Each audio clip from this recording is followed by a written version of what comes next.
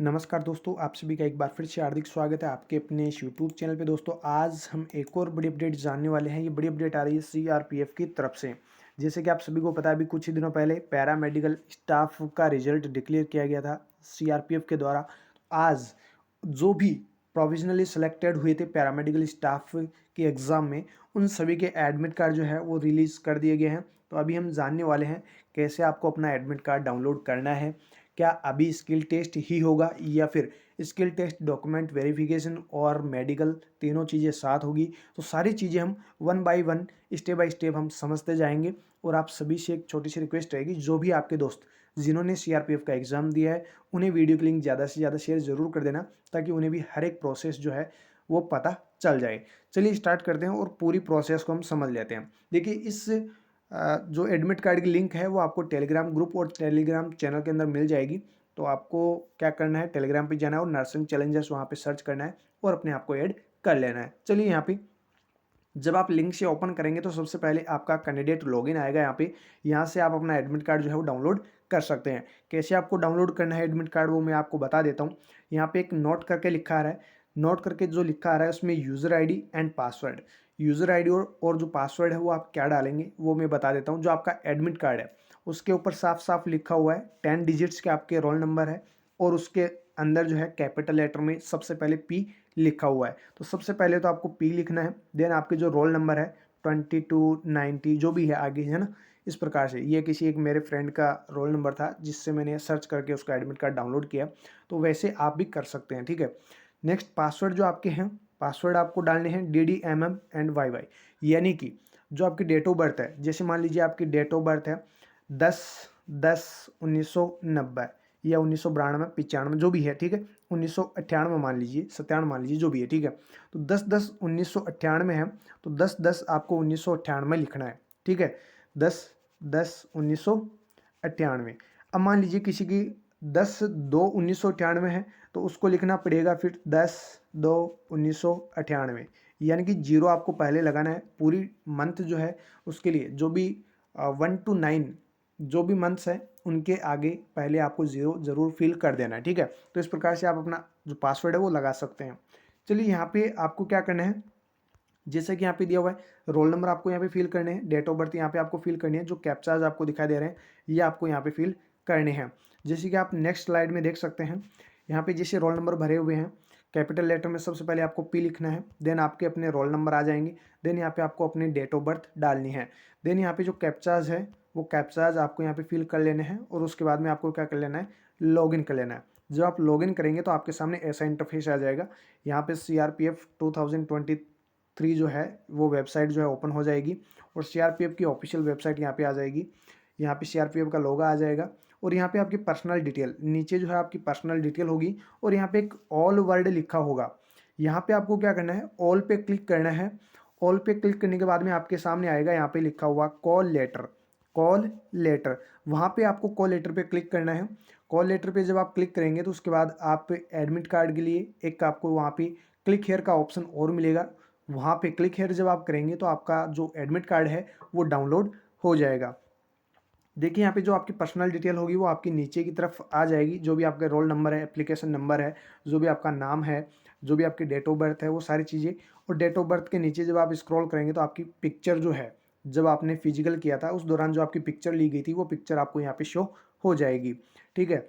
जब आपका admit card download होगा तो वो किस प्रकार से दिखाई देगा और उसमें क्या क्या इंस्ट्रक्शंस लिखे हुए हैं वो सारी चीज़ें और देख लेते हैं। देखिए, आपका एडमिट कार्ड जो है वो इस प्रकार से आपको दिखाई देगा। आपके एडमिट कार्ड में यहाँ पे आपकी पिक्चर होगी, यहाँ पे आपने जिस पोस्ट के लिए अप्लाई किया है वह वो होगा, यहाँ पे रजिस्ट्रेशन नंबर होगा, आपका नाम यहाँ पे होगा, आपके पिताजी का नाम यहाँ पे होगा, डेट ऑफ बर्थ आपकी यहाँ होगी, मेल किस कैटेगरी से हैं, सारी चीज़ें यहाँ पे होगी। जो यहाँ पे सबसे ज़्यादा ध्यान देने वाली बात है वो ये है, ये एडमिट कार्ड तो आप देख लेना डाउनलोड करके, ठीक है। यहाँ पे आपको एग्ज़ाम डेट जो दी गई है वो एग्ज़ाम डेट ध्यान रखनी है। यानी कि जैसे कि इस कैंडिडेट का, ये एक मेरा फ्रेंड है जिसका मैंने एडमिट कार्ड डाउनलोड करके उसको भेजा है, सेंड किया है, तो मैं उसकी जो है कॉपी यहाँ पे आपको दिखा रहा हूँ।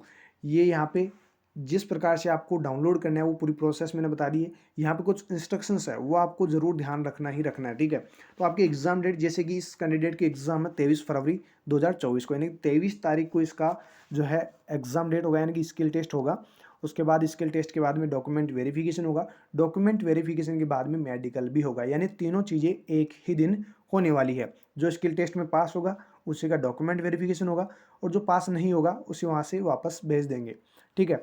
नेक्स्ट देखिए यहाँ पे इसके जो एग्जामिनेशन सेंटर का नेम जो है वो यहाँ पे डिस्प्ले आप देख सकते हैं। कंपोजिट हॉस्पिटल, जो कंपोजिट हॉस्पिटल है जम्मू कश्मीर का, वहाँ पे इसको जाना होगा। जम्मू कश्मीर बहुत सारे लोगों के जो है सेंटर अलॉट हुए हैं जम्मू कश्मीर, कुछ लोगों के गुजरात हुए हैं, कुछ लोगों के मध्य प्रदेश में हुए हैं।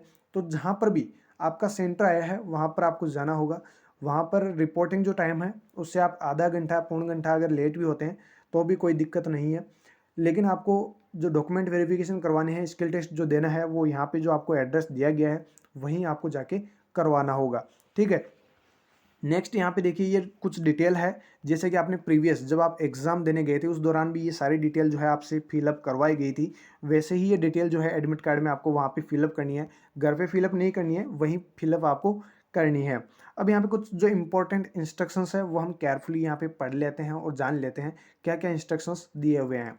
देखिए यहाँ पे जब आप एडमिशन टेस्ट एग्जामिनेशन सेंटर पे जा रहे हो तो आपको क्या करना है, दो जो है एडमिट कार्ड लेके जाने हैं। कॉपी कितनी? दो। कौन सी वाली? कलर वाली, यानी फोटो कॉपी नहीं चलेगी जो ब्लैक एंड वाइट आप लेके जाते हैं। कलर प्रिंट जो कॉपीज़ है वो आपको लेके जानी है एडमिट कार्ड की, दो कॉपी आपको लेके जानी है। साथ ही जो ओरिजिनल फ़ोटो आईडी है, जैसे Aadhaar card, PAN card, driving licence वगैरह ना, उनमें से कोई भी एक ओरिजिनल फ़ोटो आईडी आपको लेके जानी है। ब्लू बॉल पेन, आपको नीला पेन भी लेके जाना है। And two colours passport size photograph, passport size की दो फ़ोटो भी आपको लेके जानी है। यहाँ पे दो फोटोग्राफ तो आपको ये साथ में लेके जानी है, बाकी जो डॉक्यूमेंट वेरिफिकेशन होगा उसके लिए अलग से फ़ोटो बताई गई है, मतलब कितनी, 4 फोटो अलग से वो डॉक्यूमेंट वेरिफिकेशन के दौरान चाहिएगी। यानी कि फ़ोटोज़ तो आपको जितनी भी हो सके 15-20 वो आप ले ही जाना, ठीक है। अब देखिए next, the call letter appears for skill test DV and DME and RME is purely provisional. जो भी कोलेटर आपके आए हैं अभी, वो skill test DV and DME and RME के लिए क्या है? प्रोविजनली है। ये अभी प्योरली क्या है? प्रोविजनली है। अभी फाइनल लिस्ट आपकी और बनेगी जब आपका स्किल टेस्ट हो जाएगा, डॉक्यूमेंट वेरिफिकेशन हो जाएगा और मेडिकल हो जाएगा, उसके बाद आपकी जो है फाइनल लिस्ट बनाई जाएगी, ठीक है। अभी भी अगर कोई भी फुलफिलमेंट नहीं कर पाता है, कोई भी कंडीशन में, कोई भी स्टेज में, अगर जैसे मान लीजिए डॉक्यूमेंट वेरिफिकेशन दे और डॉक्यूमेंट वेरिफिकेशन में आपके डॉक्यूमेंट्स जो है वो कंप्लीट नहीं थे, तो आपको वो जो कैंडिडेचर है वो कैंसिल मान लिया जाएगा, कैंसिल कर दिया जाएगा, ठीक है। स्किल टेस्ट में आप फेल हो गए, मतलब आपका डॉक्यूमेंट वेरिफिकेशन नहीं होगा और आपको डायरेक्ट वहाँ से भेज दिया जाएगा, ठीक है। Candidate will be permitted to appear a recruitment centre as shown in their admit card and not at any other centre. आपको किसी दूसरे सेंटर पे नहीं जाना है, जो भी आपको एग्जाम सेंटर का नाम दिया गया है वहीं आपको अपना skill test DV DME RME करवाना है, ठीक है। नेक्स्ट यहाँ पे देखिए ये जो 2 पॉइंट है वो तो अपन ने डिस्कस कर ही लिया है। नेक्स्ट है जो भी आपकी डेट टाइम या एग्जामिनेशन सेंटर जो भी आपको दिया गया है उसके लिए कोई भी अगर चेंजेस वगैरह होते हैं तो उसके रिगार्डिंग जो भी आपको साइट है, ऑफिशियल साइट, वहाँ से आप वैसे देख सकते हैं। अदरवाइज वैसे तो आपके जो भी एग्जामिनेशन सेंटर आपको दे दिए गए हैं वो चेंज नहीं होंगे, वो ना ही डेट चेंज होगी। अगर कोई फिर भी कोई भी अगर इश्यू होता है या फिर कुछ लेटर जो है जारी किया जाता है तो सीआरपीएफ की ऑफिशियल वेबसाइट को आप विजिट ज़रूर करते रहना। जो भी ओरिजिनल आप डॉक्यूमेंट्स लेके जा रहे हैं उसमें आप वोटर आईडी लेके जा सकते हैं, driving licence, Aadhaar card, PAN card and I card, जो भी आपका स्कूल कॉलेज का है ये आप लेकर जा सकते हैं, ठीक है। नेक्स्ट यहाँ पे जो भी मोबाइल फ़ोन है, माइक्रोफोन है, एनी अदर जो भी एसोसिएटेड एसेसरीज है, ब्लूटूथ डिवाइस है, कैलकुलेटर है, लॉग टेबल्स, पेपर्स, ये सब कुछ जो है आपको अंदर नहीं ले जाना है। एग्जामिनेशन हॉल में क्या है, ये प्रोहिबिटेड है, आपको अंदर ये सब चीज़ें नहीं लेके जानी है। वो आगे की बात है, जब आप वहाँ पे पहुँच जाएंगे तो वहाँ पे अपने आप ही जो भी आपका बैग होगा, जो आपके जो भी इंस्ट्रूमेंट है, मोबाइल वगैरह है, माइक्रोफोन है, ब्लूटूथ डिवाइस है, वो सारी चीज़ें वहाँ पे निकलवा लेंगे, ठीक है। If any candidate is found to possessions in any these device document or found obstruction disruption on conduct of examination, his her candidature is liable to be cancelled। अगर कोई भी चीज़ आप लेके चले गए अंदर यानी कि आपका जो कैंडिडेचर है वो कैंसिल कर दिया जाएगा। तो डिसिप्लिन में आपको रहना है, ठीक है। नेक्स्ट है, candidate are required to reach their allotted recruitment centre on reporting time as mentioned in the e admit card which is 1.5 hour in advance so that entry formalities can be done smoothly. बिल्कुल यहाँ पे जैसे कि मैंने आपको बता दिया है, आपके 7 बजे का टाइम है, तो आप 8 बजे तक एंटर हो सकते हैं, पहुंच सकते हैं, तो कोई दिक्कत नहीं है। लेकिन आप 8 बजे से बाद भी, यानी कि मान लीजिए कि 9:30 बजे आप जा रहे हो, तो आपका वहाँ पे एंट्री नहीं दी जाएगी और आपका कैंडिडेचर जो भी है वो कैंसिल कर दिया जाएगा। Candidates qualifying in skill test will be eligible for next stage DV and DME. जो भी स्किल टेस्ट में क्वालिफाई होगा उसी का डीवी और डीएमई किया जाएगा, यानी कि जो स्किल टेस्ट पास करेगा उसी का डॉक्यूमेंट वेरिफिकेशन होगा और उसी का मेडिकल लिया जाएगा।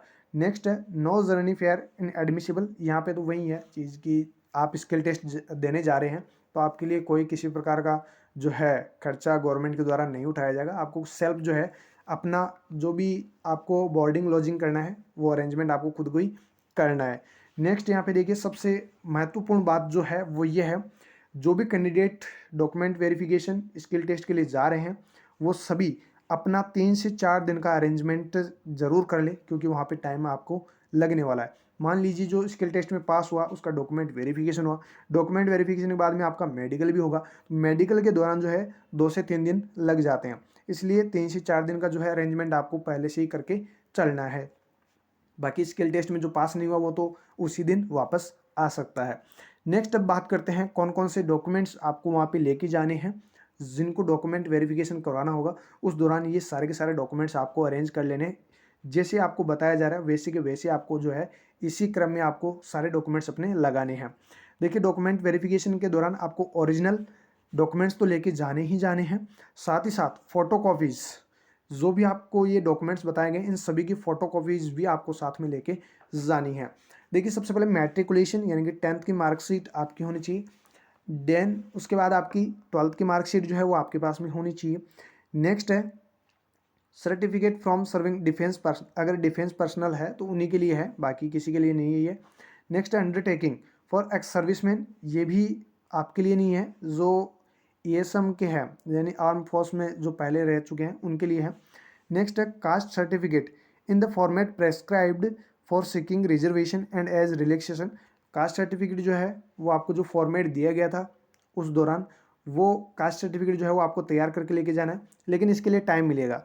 जिसको ऐसे लगता है कि ये अभी नहीं बन पाएगा, कोई बात नहीं है, आपको टाइम ज़रूर दिया जाएगा डॉक्यूमेंट वेरिफिकेशन के बाद। जब मतलब आप फाइनली सिलेक्ट हो जाएंगे तो भी आपको टाइम यहाँ पे दिया जाएगा। Next certificate from candidates who availed relaxation to height chest measurement, किसी को अगर मेजरमेंट जो हाइट और चेस्ट मेजरमेंट में रिलैक्सेशन मिला है तो उसका सर्टिफिकेट जो है वो आपको दिखाना होगा। Next certificate for from district collector district magistrate in respect of dependent applicants and riot victim as mentioned the advertisement, जैसे कि एडवर्टाइजमेंट में दिया गया था एक सर्टिफिकेट जो है वो आपको डिस्ट्रिक्ट कलेक्टर या फिर डिस्ट्रिक्ट मजिस्ट्रेट से जो है वो बनवा के लेके जाना है। Next for passport size latest photos, ये 4 फोटो और चाहिए कि जब आप डॉक्यूमेंट वेरिफिकेशन करवाएंगे। नेक्स्ट है any other document which is needful, बाकी जो भी आपके डॉक्यूमेंट्स है जैसे कॉलेज की मार्कशीट वगैरह है, आपका डिग्री डिप्लोमा है, वो सारी चीज़ें आपको लेके जानी है, वो भी वहाँ पे चेक की जाएगी। तो ये जो कास्ट सर्टिफिकेट वगैरह है एंड डिस्ट्रिक्ट कलेक्टर वाले या फिर मजिस्ट्रेट के जो साइन वाला एक सर्टिफिकेट वगैरह है, तो ये तो आप बाद में भी बनवा सकते हैं। बाकी जिनको रिलैक्सेशन मिला है हाइट एंड चेस्ट में, उनको तो वो सर्टिफिकेट वहाँ पे लेके जाना ही होगा, क्योंकि अभी टाइम नहीं भी जो है टाइम नहीं दिया गया इतना जितना कि ये सारी चीज़ें जो है आप बनवा सके तो आप बनवा के लेके जाना, ठीक है। अदरवाइज़ आप बाद में भी वैसे टाइम शायद उनके तरफ से जो है दिया जाएगा। बाकी आपको अगर टाइम है तो आप ज़रूर बनवा के लेके जाना, ठीक है। बाकी अगर टाइम नहीं है तो आप बाद में भी बनवा सकते हैं, बाकी आपको डॉक्यूमेंट्स तो लेके जाने ही जाने हैं। तो ये थी एक छोटी सी अपडेट जो आप सभी को ध्यान में रखनी है। ध्यान में ये रखना है सबसे ज़्यादा 3 से 4 दिन का समय जो है वो आपको वहाँ पे लग सकता है, ठीक है। तो आप उसी हिसाब से अपना अरेंजमेंट करके जाए। तो ऑल द बेस्ट सभी को जो भी स्किल टेस्ट के लिए डीवी एंड डीएमई के लिए जा रहे हैं उन सभी को एक बार फिर से ऑल द बेस्ट कि आप सभी का उज्जवल भविष्य हो। सीआरपीएफ में आप भी एज ए नर्सिंग ऑफिसर अपनी सेवाएं ज़रूर दें। फिर मिलते हैं दोस्तों नए वीडियो के साथ, तब तक आप हमारे साथ बने रहिएगा। Thank you so very much.